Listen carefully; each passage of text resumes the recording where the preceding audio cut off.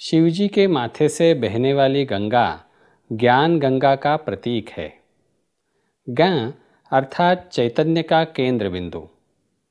शिवजी के माथे से ज्ञान बहते हैं।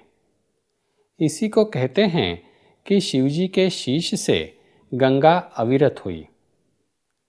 शिवजी के अखंड तपश्चर्या से निर्माण ज्ञान गंगा ब्रह्मांड में बहती है।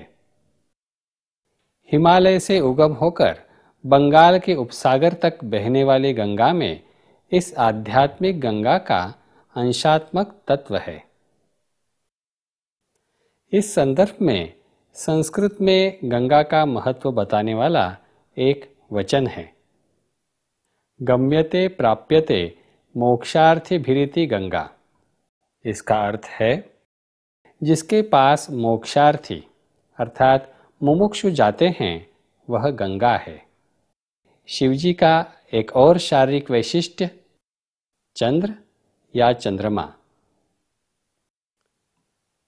चंद्रमा शब्द की व्युत्पत्ति है च अधिक इंद्र अधिक मस।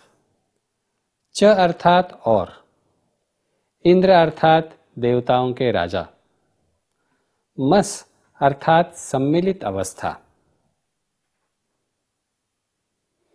इसलिए चंद्रमा का अर्थ बनता है इंद्र के साथ किसी से मिलना। इस संदर्भ में आइए देखें एक चित्रफीत। भगवान शिवजी ने भाल पर चंद्र अथवा चंद्रमा धारण किया है। इस कारण शिवजी को भालचंद्र कहते हैं।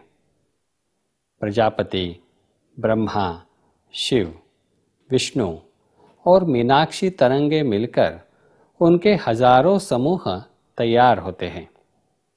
उनमें से ममता, क्षमाशीलता और वात्सल्य ये तीन तरंगें जहाँ से निर्माण होती हैं उस मूल को चंद्र कहते हैं। इन तीन गुणों की संयुक्त अवस्था अर्थात चंद्रमा। हमें आकाश में जो चंद्र दिखाई देता है उसमें मूल चंद्र का अंश है।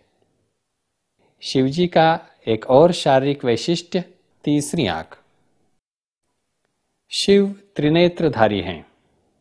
उनकी बाईं आंख अर्थात पहली आंख और दाहिनी आंख अर्थात दूसरी आंख भ्रूमध्य के कुछ ऊपर विद्यमान सूक्ष्म रूपी ऊर्ध्व नेत्र अर्थात तीसरी आंख।